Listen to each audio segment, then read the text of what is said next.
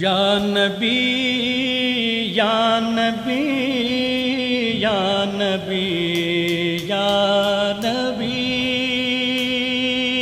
یا نبی یا نبی یا نبی یا نبی یا نبی یا نبی یا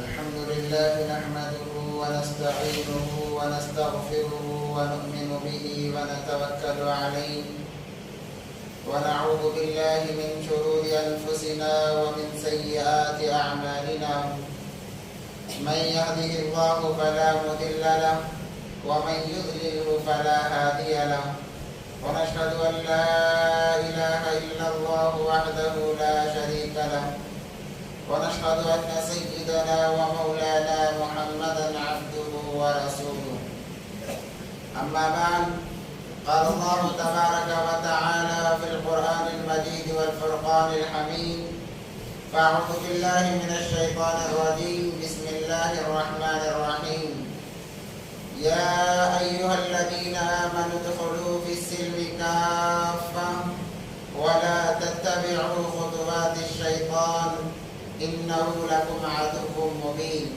صدق الله العظيم قال النبي صلى الله عليه وسلم لا طيرة ولا هامة ولا صفر وقال النبي صلى الله عليه وسلم فإن أصدق الحديث كتاب الله وأحسن الهدي هدي محمد صلى الله عليه وسلم وشر الأمور محدثاتها وكل محدثة بدعة وكل بدعة ضلالة وكل ضلالة في النار أو كما قال عليه الصلاة والسلام اللهم صل على سيدنا مولانا محمد في أول كلامنا اللهم صل على سيدنا مولانا محمد في أوسط كلامنا اللهم صل على سيدنا محمد في آخر كلامنا اللهم لك الحمد كما أنت أهل فصل على محمد كما أنت أهل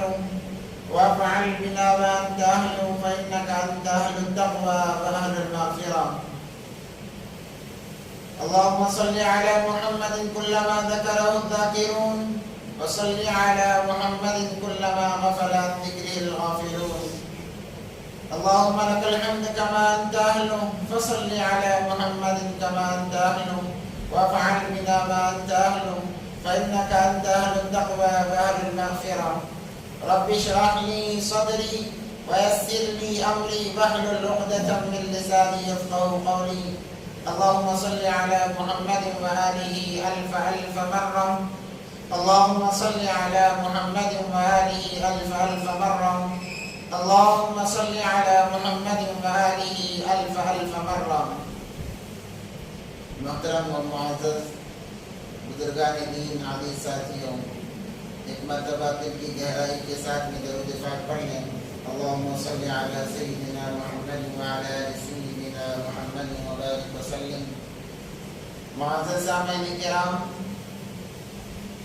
اللہ تبارک و تعالیٰ کی ذات برام الورا ہے وہی تمام کائنات کا مالک ہے شہنشاہ ہے بادشاہ ہے ہر چیز اللہ تبارک و تعالیٰ ہی کے قبضے قدرت کے اندر ہے وہ اللہ صرف انسانوں کا مالک نہیں وہ اللہ صرف جنات کا مالک نہیں بلکہ ہر مخلوق کا مالک ہے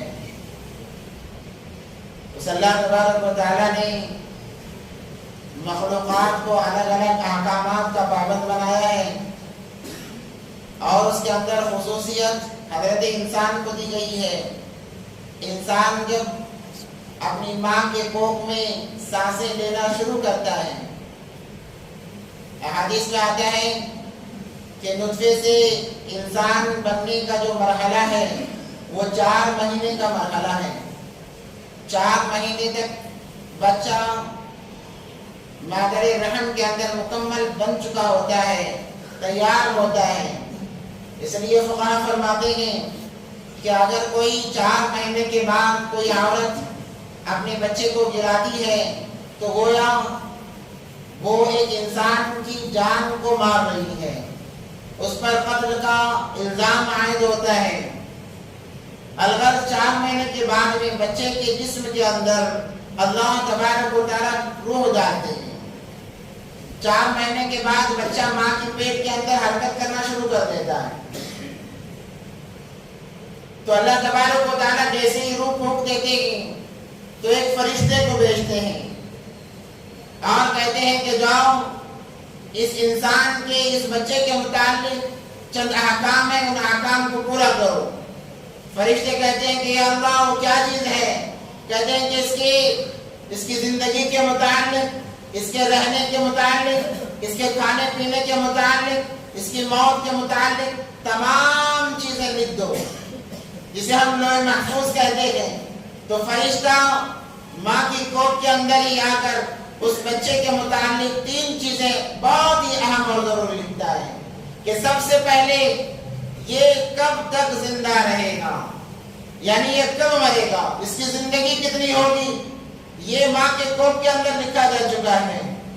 اس کے بعد میں یہ کتنا کھائے گا، کتنا پیے گا اور کہاں کہاں سے کھائے گا، یہ بھی اللہ تبارک و تعالیٰ نے انسان کے دنیا میں آنے سے پہلے لکھ دیا۔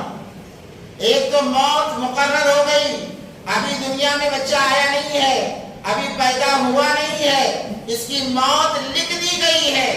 50 سال بعد مرے گا، 60 سال بعد مرے گا، 20 سال بعد مرے گا، یہ جب بھی مرے گا یا پیدا ہوتے ہی مر جائے گا، جب بھی اس کی موت آئے گی وہ موت مقرر کر دی جا چکی ہے اور اس کا رزق متعین کر دیا جا چکا ہے، کتنا کھائے گا، کب کھائے گا، یہ 2 چیزیں لکھ دی جا چکی ہیں۔ اور تیسری اہم اور ضروری کہ یہ شقی بنے گا، یعنی یہ اچھا رہے گا، اچھا بنے گا یا برا بنے گا، یہ فرما بردار رہے گا یا نافرمان رہے گا، یہ بھی لکھ دیا جا چکا ہے۔ فرما بردار تو فرما بردار لکھ دیا جا چکا ہے، نافرمان تو نافرمان لکھ دیا جا چکا ہے۔ تمام چیزیں انسان کی دنیا میں آنے سے پہلے طے ہو چکی ہیں۔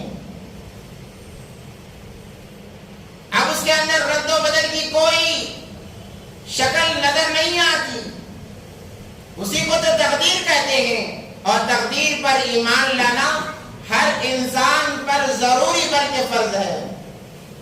آمنت باللہ وملائکتہ وکتبہ ورسلہ والیوم الآخر والقدر خیرہ وشرہ من اللہ تعالی والبعث بعد الموت۔ یہ تمام چیزیں طے ہو چکی ہیں اور ان پر یقین لانا، ایمان لانا ہر انسان پر فرض ہے۔ جب تک ان چیزوں پر انسان کا ایمان نہیں ہوگا وہ مسلمان نہیں کہلائے گا، ایمان والا نہیں کہلائے گا۔ ایمان والے کہلانے کے لیے ان پر ایمان کا رکھنا ضروری ہے۔ اب آپ سوچیں گے کہ جب ہمارے لیے، ہمارے بارے میں اچھا یا برا لکھ دیا جا چکا ہے، اب اگر ہم گناہ کرتے ہیں تو گویا یہ ہمارے نام اعمال میں لکھ دیا جا چکا ہے، یہ پہلے سے طے ہو چکا ہے، یہ ہماری غلط فہمی ہے۔ اگر ہمارا برا ہونا، اگر ہمارا ناکامیاب ہونا لکھ دیا جا چکا ہوتا، اللہ ایمان کی دولت سے نہ نوازتے۔ بہت سے لوگوں کے ذہنوں میں سوالات آتے ہیں کہ پیدا ہونے سے پہلے جب اللہ نے تمام چیزیں لکھ دی ہیں تو چلو نمازوں کا چھوڑنا بھی لکھ دیا ہے، روزوں کا چھوڑنا بھی لکھ دیا ہے، زکوٰۃ کا ادا نہ کرنا بھی اللہ نے لکھ دیا ہے، پھر ہم گنہگار کیسے؟ علماء فرماتے ہیں کہ اگر اللہ کو ہمارے متعلق نافرمان کا لکھنا ہوتا یا ہمیں نافرمانوں میں شمار کرنا ہوتا، جہنمیوں میں ہمیں شمار کرنا ہوتا، تو اللہ تبارک و تعالیٰ ایمان کی دولت سے ہمیں نہیں نوازتے۔ ایمان کا مل جانا، مسلمان گھرانے میں پیدا ہو جانا، کلمہ لا الہ الا اللہ کا اقرار کر لینا، اس بات کی علامت ہے، اس بات کی نشانی ہے کہ اللہ ہمیں کامیاب کرنا چاہتے ہیں۔ یہ تو ہم ہیں کہ اللہ کی نافرمانی کر کے جہنم کی دعوت دے رہے ہیں، اپنے آپ پر جہنم کو لازم اور واجب کر رہے ہیں۔ اللہ نے تو ہمارے لیے کامیابی لکھی ہے، اسی لیے لیے تو اللہ تبارک و تعالیٰ نے ایمان والے گھروں میں پیدا فرمایا. اور جیسے ہی انسان پیدا ہوا اس بات کا اقرار, دو باتوں کا اقرار عالم ارواح کے اندر ہوا تھا. پیدا ہونے پر سب سے پہلے ان باتوں کو دہرایا گیا, وہ اذان کے ذریعے سے. بچہ پیدا ہوتا ہے تو کیا کرتے ہیں؟ علماء فرماتے ہیں کہ جب بچہ پیدا ہو سب سے پہلا کام اس کے کان میں اذان دینے کا ہے. ایک کان میں اذان دی جائے اور ایک کان میں اقامت کہی جائے. اور یہ خصوصیت ہے امت محمدیہ صلی اللہ علیہ وسلم کے لیے. پہلی امتیوں کے لیے یہ خصوصیت نہیں تھی. پہلے کسی کے کان میں اذان نہیں دی گئی ہے. یہ خصوصیت ہمارے اور آپ کے لیے ہے. تو آپ اندازہ لگائیں اللہ نے اتنی خصوصیات سے ہمیں نوازا. کیا ناکام کرنے کے لیے؟ کیا ہمیں جہنم میں بھیجنے کے لیے؟ اللہ کامیاب کرنا چاہتے ہیں, اسی لیے تو اتنی خصوصیات سے اللہ نے نوازا ہے. کہا کہ سب سے پہلے اذان دو. اذان کے اندر کیا ہے؟ وحدانیت کا اقرار ہے, اللہ کے ایک ہونے کی گواہی ہے, محمد رسول اللہ صلی اللہ علیہ وسلم کے سچے ہونے کی گواہی ہے, آخری نبی ہونے کی گواہی ہے. یہ تمام باتیں, ان چیزوں کو لے کر یہ بندہ ساری زندگی گزارے گا. پیدائش پر اسے سبق دلایا جا رہا ہے, یاد دلایا جا رہا ہے. دیکھو عالم ارواح کے اندر وہاں سے نکلے ہوئے تمہیں زیادہ عرصہ نہیں ہوا ہے. عالم ارواح کے اندر سے نکل کر تمہارا زیادہ عرصہ نہیں ہوا ہے. اب جب دنیا میں آ چکے ہو تو دوبارہ اس عالم ارواح کی بات کو یاد کرو, دہراؤ اپنے سبق کو. جیسے مدرسے کے اندر بار بار سبق کو دہرایا جاتا ہے, ایک ہی سبق کو بار بار دہرایا جا رہا ہے, بار بار دہرایا جا رہا ہے. کیوں؟ اس لیے کہ وہ یاد رہے. تو اللہ تبارک و تعالیٰ نے پیدائش پر دہرایا, اس کے بعد سے لے کر موت تک یہ سبق دہرایا جا رہا ہے. دن میں 5 مرتبہ یہ سبق دہرایا جا رہا ہے. اسی لیے انسان مرنے کے بعد میں وہ اپنا عذر پیش کرے گا, اے اللہ میں کاروبار میں فلاں چیزوں میں اتنا مگن تھا, مجھے کوئی چیز سنائی نہیں دی. تو اللہ تبارک و تعالیٰ یہی بات رکھیں گے, کیا پیدائش پر میں نے تمہیں سبق یاد نہیں دلایا؟ کیا دن میں 5 مرتبہ اذان کے ذریعے سے تمہارے دل تک اس بات کو میں نہیں پہنچاتا تھا؟ انسان کا کوئی عذر کل قیامت کے دن چلنے والا نہیں ہے. اب انسان کو اختیار ہے, چاہے وہ اپنے آپ کو صحیح راستے پر باقی رکھے یا نافرمانی کی وجہ سے, غلط کاموں کی وجہ سے وہ اپنے آپ کو جنت سے دور کر دے, جہنم کے قریب کر دے. جہنم کو قریب کرنے والے کام کیا ہے؟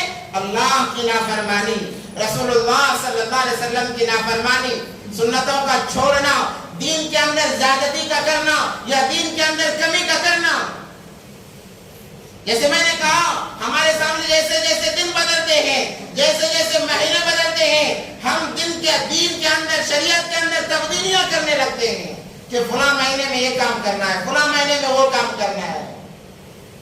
یہ بدعات ہیں, خرافات ہیں. نبی پاک صلی اللہ علیہ وسلم نے فرمایا فإن أصدق الحديث كتاب الله وأحسن الهدي هدي محمد صلی اللہ علیہ وسلم وشر الأمور محدثاتها وكل محدثة بدعة وكل بدعة ضلالة وكل ضلالة في النار.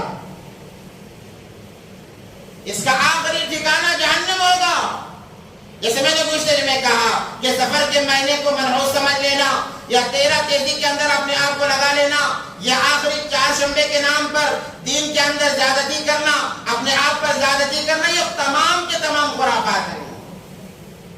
بعض لوگ یہ کہتے ہیں کہ بھئی یہ مہینے کے اندر نحوست ہے, فلاں چیز ہے, اور جانوروں سے اپنے زندگی کو کمپیئر کرتے ہیں کہ بلی آڑا آ گئی تو میرا کام نہیں بنے گا.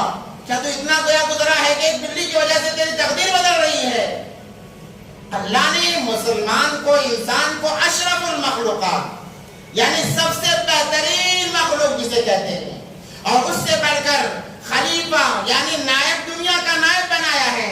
کیا اس نائب کی تقدیر ایک بلی کاٹ سکتی ہے؟ کیا اس کی تقدیر ایک بلی بدل سکتی ہے؟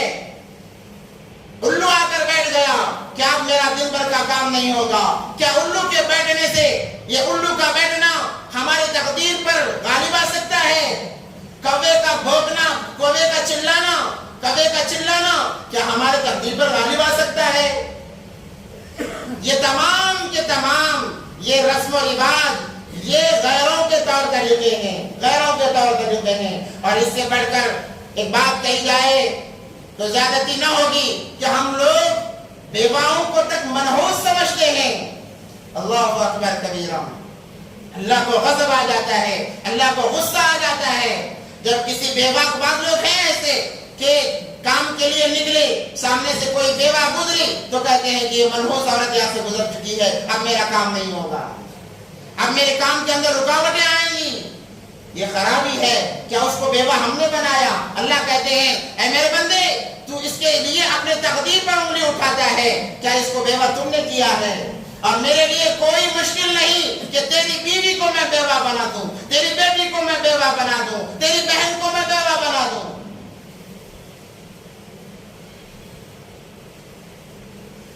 بیوہ کا ہونا یہ اللہ کی طرف سے ہوتا ہے، وہ کوئی منحوس نہیں ہے۔ لڑکیاں، بعض لوگ ایسے بھی ہیں جو لڑکیوں کو ایک زحمت سمجھتے ہیں، لڑکیوں کی پیدائش پر ناراض ہوتے ہیں، کہتے ہیں کہ لڑکی پیدا ہوئی ہے۔ ہم کہتے ہیں آپ کتابوں کا مطالعہ کریں، احادیث مبارکہ پڑھیں، پتہ چلے گا جب لڑکی ہو اللہ، اس کے رسول اللہ کا سلام اس گھر میں آتا ہے۔ اللہ فرشتوں سے کہتے ہیں کہ جاؤ میرا، میرے نبی پاک صلی اللہ علیہ وسلم کا سلام سنا دو اس والدین کو جس کے گھر میں لڑکی ہوئی ہے۔ اور ایک حدیث اما عائشہ رضی اللہ تعالیٰ عنہ فرماتی ہیں، نبی پاک صلی اللہ علیہ وسلم نے فرمایا جس کے گھر میں 2 بیٹیاں ہوں وہ ان کو دین کی تعلیم دے، زندگی کے لیے جتنا علم ضروری ہے اتنا علم سکھائے، دین علم سکھائے، اور نیک انسان سے ان کا بیاہ کر دے۔ نبی پاک صلی اللہ علیہ وسلم نے فرمایا اس انسان پر، اس والدین پر جنت واجب ہو جاتی ہے۔ ہمیں عائشہ رضی اللہ تعالیٰ نے فرمایا اے اللہ کے نبی پاک صلی اللہ علیہ وسلم، کسی کی ایک بیٹی ہو اس کے لیے کیا ہے؟ نبی پاک صلی اللہ علیہ وسلم نے فرمایا اگر کسی کی ایک بھی بیٹی ہو وہ اس کو دینی تعلیم دیتا ہے، شریعت کے احکام سکھاتا ہے، کسی نیک انسان کو نکاح کر کے دیتا ہے، اس پر بھی جنت واجب ہو جاتی ہے۔ اور ایک حدیث میں ملتا ہے، اما عائشہ رضی اللہ تعالیٰ عنہ فرماتی ہے اے اللہ کے نبی اگر کسی کی بیٹی پیدا ہوتے ہی مر جائے تو اس کے لیے کیا ہے؟ نبی پاک صلی اللہ علیہ وسلم نے فرمایا اگر کسی کی بیٹی پیدا ہوتے ہی مر جائے تب بھی اس پر جنت واجب ہو جاتی ہے۔ اسی لیے لڑکیوں کو اللہ تبارک و تعالیٰ نے رحمت کہا ہے۔ علماء فرماتے ہیں لڑکیاں رحمت ہیں، لڑکے نعمت ہیں، اور کل قیامت کے دن نعمت کا حساب ہوگا، رحمت کا حساب نہیں ہوگا۔ جتنی نعمتیں ہیں اللہ تبارک و تعالیٰ گنوائیں گے ایک ایک کر کے، فلاں نعمت تو نے استعمال کی، فلاں نعمت استعمال کی، اس میں لڑکے کے متعلق بھی ہوگا میں نے تمہیں اتنے لڑکے دیے، یہ نعمت کی تیرے لیے، بتاؤ ان کے متعلق، ان کے دین کے متعلق تم نے کیا فکر کی۔ اور لڑکیوں کا پیدا ہونا یہ تو رحمت ہے، رحمت کے لیے کوئی سوال نہیں ہے۔ تو آج لڑکیوں کو بوجھ سمجھا جاتا ہے، یہاں تک کہ نبی پاک صلی اللہ علیہ وسلم نے فرمایا اگر اپنی بیٹی کو کوئی نکاح کر کے دے دے، اس کے شوہر کا انتقال ہو جائے، وہ دوبارہ اپنے والد کے گھر میں آئے، اگر والد زندہ ہے تو اس کا خوشی خوشی خرچہ اٹھائے، ہر ایک دانے پر ایک ایک نیکی ملے گی۔ اگر باپ نہیں ہے تو بھائی کو حکم دیا گیا اس کے اخراجات کو برداشت کرے، اس کے ضروریات کا خیال کرے۔ اللہ تبارک و تعالیٰ اس کے ضروریات کا خیال کرنے کی وجہ سے اس بھائی پر جنت کو واجب فرما دیتے ہیں۔ مگر سوچنے والے کہتے ہیں کہ بیوہ کا گزر ہوا ہے ہمارا کام نہیں بنے گا۔ بیوہ کے اندر ہماری نحوست چھپی ہوئی ہے۔ نحوست ان کسی چیزوں میں نہیں ہے، نحوست ہے حرام مال کے اندر، نحوست ہے ہم جو حرام مال کما رہے ہیں اس کے اندر نحوست ہے۔ اگر کسی دن کے اندر نحوست ہے، اس دن کے اندر نحوست ہے جس دن ہماری 5 نمازیں قضا ہو گئی، وہ دن ہمارا نحوست کا دن ہے۔ اگر کسی مہینے کے اندر نحوست ہے اس مہینے میں نحوست ہے جس مہینے میں ہم اللہ کے احکام سے دور رہے، نبی پاک صلی اللہ علیہ وسلم کے سنت طریقوں سے ہم دور رہے، سمجھو اس مہینے میں ہمارے لیے نحوست ہے۔ اگر کسی گھر میں نحوست ہے، جس گھر کا مرد بے نمازی ہے، جس گھر کی عورتیں بے نمازی ہیں، ان گھروں میں نحوست ہے۔ چیزوں کے اندر نحوستوں کو تلاش کرنا چھوڑ دو۔ کسی چیز کے اندر نحوست نہیں ہے، کسی مہینے میں نحوست نہیں ہے۔ نحوست خود اپنے اندر ہے۔ ہم دیکھیں کہ آج اگر میری فجر چھوٹی ہے تو میں آج منحوس انسان ہوں، کیونکہ حدیث مبارکہ کے اندر آتا ہے جب انسان صبح کرتا ہے نماز پڑھ لیتا ہے، ایمان کا جھنڈا اس کے ہاتھ میں ہوتا ہے، اللہ تبارک و تعالیٰ فرشتوں کو حکم دیتے ہیں جاؤ اس کے تمام دن بھر کے کاموں میں آج تم مددگار ثابت رہو، مدد کرتے رہو اس کے کاموں میں۔ اور جو انسان نماز چھوڑ کر سو جاتا ہے، اللہ کو ناراض کر کے سو جاتا ہے، جب اٹھتا ہے اس کے ہاتھ میں شیطان کا جھنڈا ہوتا ہے، فرشتے اس سے دور ہو جاتے ہیں اور دن بھر شیاطین اس کے ساتھ رہتے ہیں، دن بھر شیاطین اس کے ساتھ میں رہتے ہیں۔ جب ہمارے ساتھ دن بھر شیاطین رہے کیا ہمارے کاروبار میں برکت آئے گی؟ بعض لوگ نمازوں کو چھوڑ دیتے ہیں، احکام خداوندی کو چھوڑ دیتے ہیں اور دکانوں میں کلمات لکھ کر لگا دیتے ہیں کہ لا الہ الا اللہ ھذا من فضل ربی۔ اس سے برکت آنے والی نہیں ہے، اس سے اللہ کی رحمت متوجہ ہونے والی نہیں ہے۔ پہلے احکام خداوندی کو ادا کرو، نمازوں کو ادا کرو، احکام خداوندی کو بجا لاؤ، اس کے بعد میں اللہ تبارک و تعالیٰ خود ہی برکت دے دیں گے۔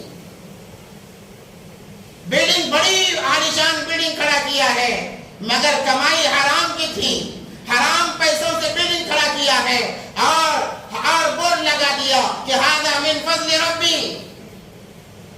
اس بورڈ کے لگانے سے، آیت کے لکھ کر لگانے سے ہمارے گھر کی نحوست ختم نہیں ہوگی، برقرار رہے گی، برقرار رہے گی۔ آپ 1000 مرتبہ قرآن خوانی کرا لو، چلو لوگوں کو بلاؤ، حفاظ کو بلاؤ، قرآن خوانی کراؤ، قرآن خوانی کراؤ، یہ کچھ فائدہ دینے والا نہیں ہے۔ جو ہماری بلڈنگ بنی ہے وہ حرام کمائی سے بنی ہے، تو کہاں سے اللہ کی رحمت متوجہ ہوگی؟ کہاں سے برکتیں آئیں گی؟ پریشانیاں کہاں سے کم ہوں گی؟ جب انسان ایک حرام کا لقمہ کھاتا ہے، اللہ تبارک و تعالیٰ 40 دن تک کے لیے اعمال کی لذت کو اسے چھین لیتے ہیں۔ کسی چیز میں انسان کا من نہیں لگتا، دل نہیں لگتا، اعمال کی لذت چھین لی جاتی ہے۔ بعض علماء فرماتے ہیں اعمال کی توفیق چھین لی جاتی ہے۔ اب جب قدم قدم پر حرام کمائی کما کر ہم کھا رہے ہوں تو کہاں سے ہمیں اعمال کی توفیق ہوگی؟ زندگی بہت دن کی نہیں ہے، زندگی مختصر ہے، آج نہیں تو کل مر کے جانا ہے، اللہ کے دربار میں حاضر ہونا ہے۔ اس لیے خدا اپنے آپ پر رحم کریں، اپنے آپ پر ترس کھائیں، چند دن کی زندگی کے لیے، چند دن کی خوشی کے لیے اپنے آخرت کو برباد نہ کریں۔ آخرت کی زندگی ہمیشہ کی زندگی ہے، آخرت کی زندگی دائمی زندگی ہے۔ بعض لوگ کہتے ہیں کہ اگر جھوٹ نہیں بولیں گے تو کاروبار نہیں چلے گا، جھوٹ نہیں بولیں گے تو بزنس کیسا چلے گا، بزنس نہیں چلے گا، ہمارا گزارا کیسا ہوگا؟ کہ ہمیں اللہ پر اعتماد نہیں۔ ذرا اپنے پیدائش کے مرحلے کو سوچو، جب ہم پیدا ہوئے تھے ہمیں کھلانے والا کون تھا؟ وہی تو اللہ تھا۔ جب ہم بیمار پڑ کے بیڈ پر پڑے رہتے ہیں تب ہمیں کون کھلاتا ہے؟ تب کیا ہم کاروبار پر جاتے ہیں؟ تب کیا ہم بزنس کر رہے ہوتے ہیں؟ پیدائش پر بھی کھلانے والا اللہ ہی تھا، ہم جب بیمار ہوتے ہیں تب بھی کھلانے والا اللہ ہے۔ جب تک ہماری زندگی باقی رہے گی اللہ نے کھلانے کی ذمہ داری لی ہے۔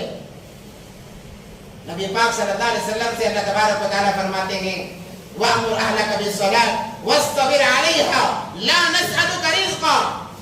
اے نبی جی آپ کہہ دیجئے اپنے گھر والوں سے ہم آپ سے روزی کموانا نہیں چاہتے، ہم آپ سے روزی کموانا نہیں چاہتے، روزی تو ہم دینے والے ہیں۔ نَحْنُ نَرْزُقُكَ وَالْعَاقِبَةُ لِلتَّقْوَىٰ، روزی دینے والے اللہ ہیں۔ جیسے میں نے پچھلے جمعے کہا کہ اللہ تبارک و تعالیٰ انسان کے دنیا میں آنے سے 40 سال پہلے اس کے رزق رزق کو بھیج دیتے ہیں. رزق ہمارا میزبان بن کر ہمارا انتظار کرتا ہے کہ کب آئے گا مہمان, کب آئے گا مہمان. رزق کی ذمہ داری اللہ نے لی ہے.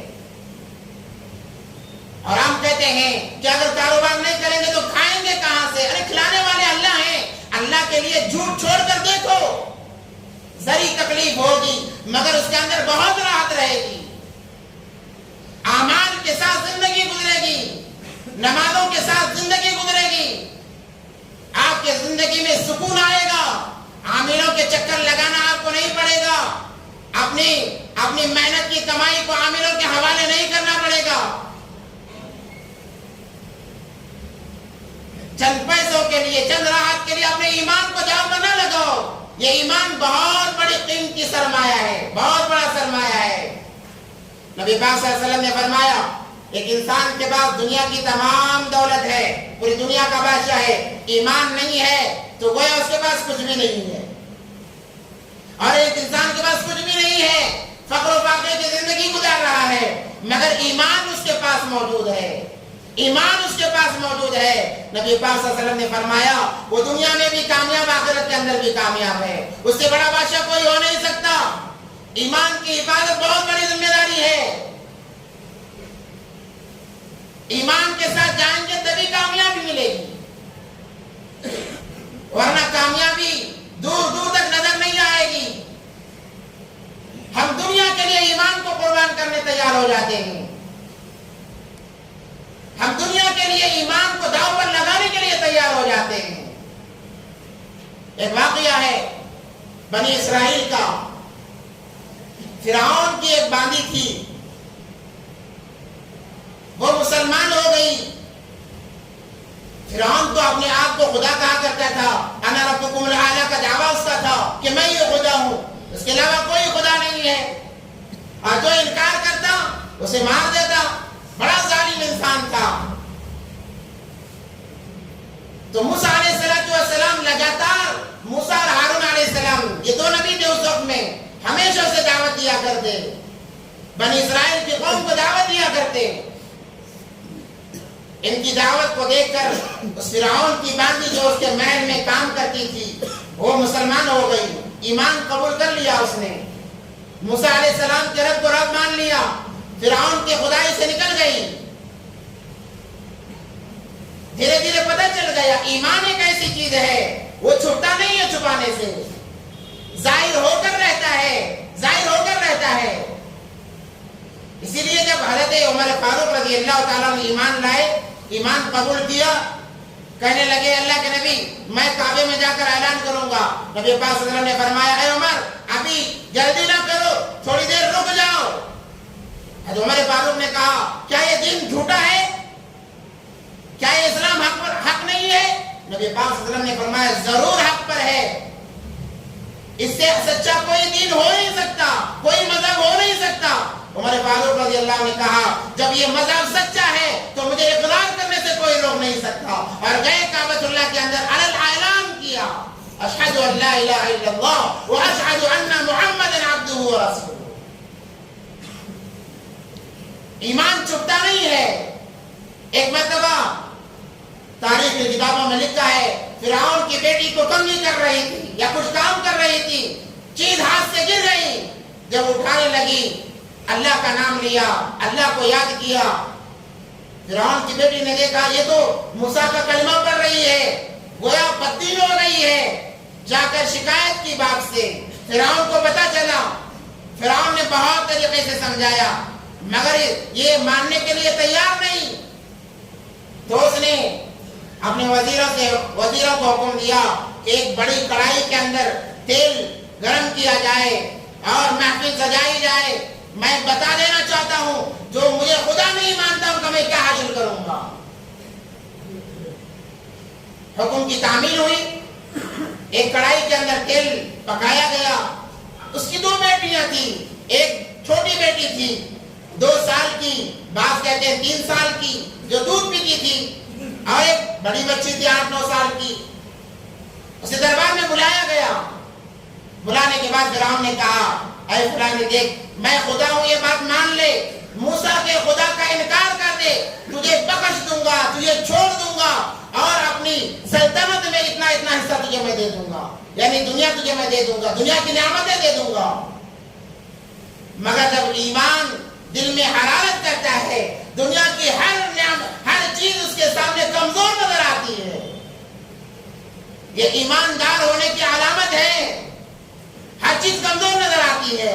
اس نے کہا اے فرعون، اگر تو اپنی ساری بادشاہت بھی دے دے گا، میں تجھے خدا ماننے کے لیے تیار نہیں ہوں۔ میں مخلوق کو خدا نہیں مان سکتی، میرا خالق میرا مالک اللہ ہے اور وہی اللہ رہے گا۔ تو اس نے سزا کے طور پر، ماں کو سب سے زیادہ لگاؤ اپنی اولاد سے ہوتا ہے، اپنے بچوں سے محبت زیادہ ہوتی ہے، اس لیے بچوں کی ہر چیز ماں برداشت کر لیتی ہے۔ یہ صفت اللہ نے رکھی ہے ماں کے اندر۔ تو اس نے سب سے پہلے اس کے بڑی بچی کو پکڑا اور کہا کہ دیکھ، اگر تو مجھے خدا نہیں مانے گی، تیری بیٹی کو میں اس تیل کے اندر ڈال کر جلا دوں گا۔ وہ کہنے لگی تجھے جو کرنا ہے کر لے۔ اپنے سینے پر اس نے پتھر رکھ لیا، اپنی ممتا کو اللہ کے لیے قربان کر دیا۔ اس کا صلہ کیا ملا معلوم ہے؟ معراج پر نبی پاک صلی اللہ علیہ وسلم جا رہے ہیں، شب معراج میں حضرت جبرائیل امین ساتھ میں ہیں، تو دیکھا زمین سے جنت کی خوشبو آ رہی ہے۔ نبی پاک صلی اللہ علیہ وسلم نے پوچھا اے جبرائیل، جنت تو ابھی دور ہے، یہ زمین سے جنت کی خوشبو کہاں سے آ رہی ہے؟ تو حضرت جبرائیل علیہ السلام نے یہ سارا واقعہ بیان کیا کہ یہ فرعون کی باندی کے قبر سے جنت کی خوشبو آ رہی ہے۔ اللہ نے وہ مقام عطا فرمایا ہے ایمان پر جمے رہنے کی وجہ سے۔ تو اللہ نے کہا کہ جو کرنا ہے کرو، میں اپنے ایمان کو چھوڑنے والی نہیں ہوں۔ تو اس نے بڑی بچی کو پکڑا، وہ چلاتی رہی اور دیکھتے ہوئے تیل کے اندر ڈال دیا۔ دیکھتے ہی دیکھتے وہ بچی کی روح پرواز کر گئی۔ جاتے جاتے بچی کہہ رہی ہے ماں صبر کر لے، ذرا سی تکلیف ہوگی، اس کے بعد میرا ہاتھ ہے۔ اس نے دیکھ لیا جنت کے مناظر کو اور کہنے لگی ذرا انتظار کر لے، اب زیادہ دوری نہیں ہے، کامیابی بالکل قریب آ چکی ہے، ذرا انتظار کر لینا۔ بڑی بچی ختم ہو گئی۔ اب اس چھوٹی بچی کو اس کے گود سے چھینا اور کہا اگر نہیں مانتی تو اس بچی کا بھی آخر ہوگا۔ وہ تو بڑی بچی تھی، پکار سکتی تھی، مگر یہ تو چھوٹی بچی ہے، کیا اپنی زبان کو حرکت دے؟ ظلم کی انتہا۔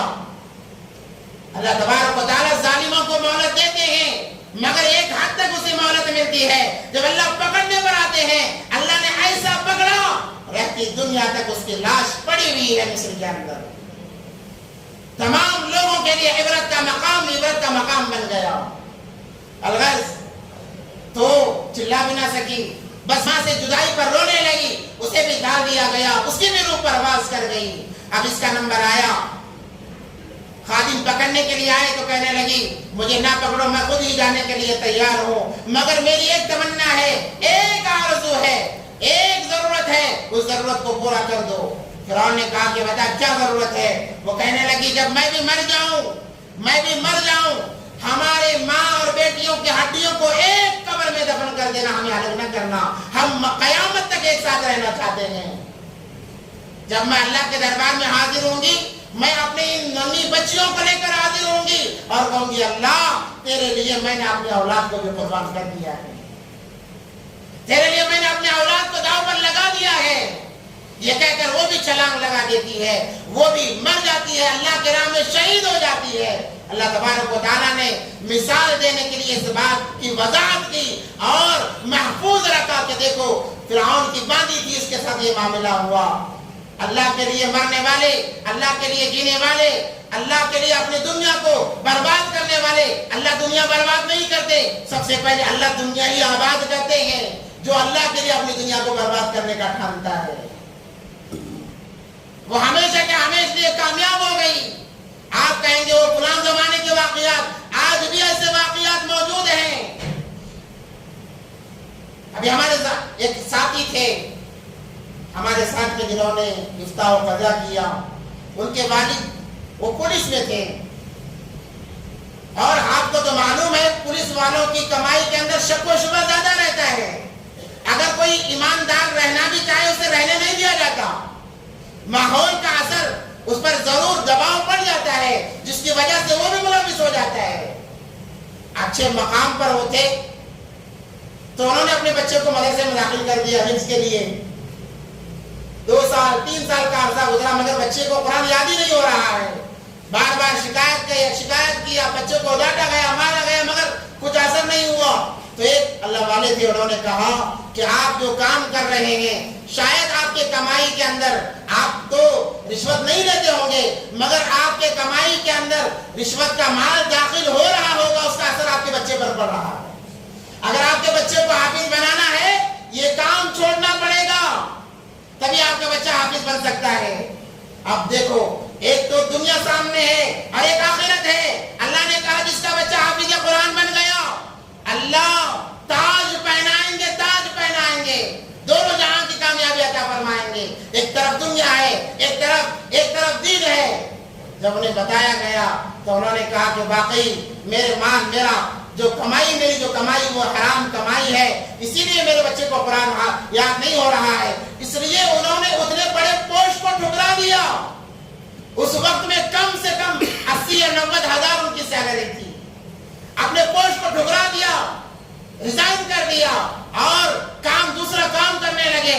جب جیسے ہی انہوں نے اللہ کے لیے اپنے بچے کو حافظ قرآن بنانے کے لیے, اپنے کمائی کو حلال کرنے کے لیے اس کام کو چھوڑ دیا, اللہ نے 1 سال کے اندر بچے کو حافظ بنا دیا. 1 سال کے اندر بچہ حافظ قرآن بن گیا اور افتاح میں وہ ہمارے ساتھ میں پڑھتے تھے. آج الحمدللہ بہترین جگہ پر امامت و خطابت کے فرائض انجام دے رہے ہیں. اللہ بہت کام لے رہا ہے ان سے.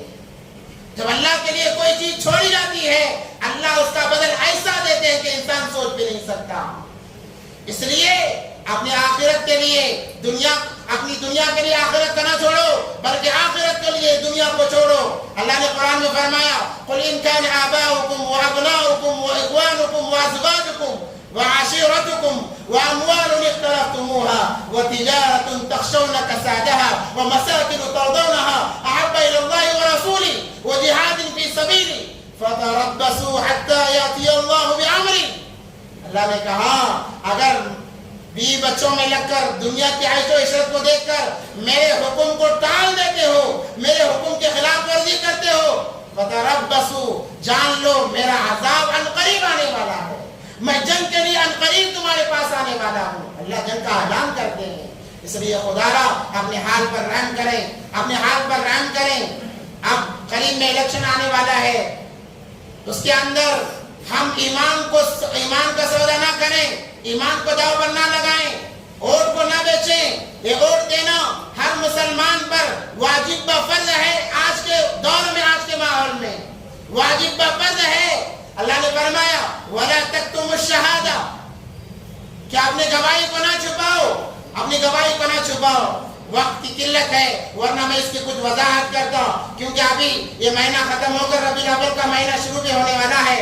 ربیع بہار کو کہتے ہیں, بہاریں آنے والی ہیں, تو اس سے پہلے ہم اپنے گناہوں سے توبہ کریں.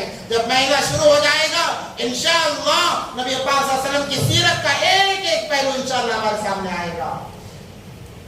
نبی پاک صلی اللہ علیہ وسلم کے دنیا میں آنے سے پہلے کیا کیا حالات تھے, وہ حالات بھی انشاءاللہ ترتیب سے ہمارے سامنے آئیں گے. اللہ سے دعا ہے کہ اللہ تبارک و تعالی ہم تمام کو ان باتوں پر عمل کی توفیق عطا فرمائے. وآخر دعوانا الحمدللہ رب العالمین.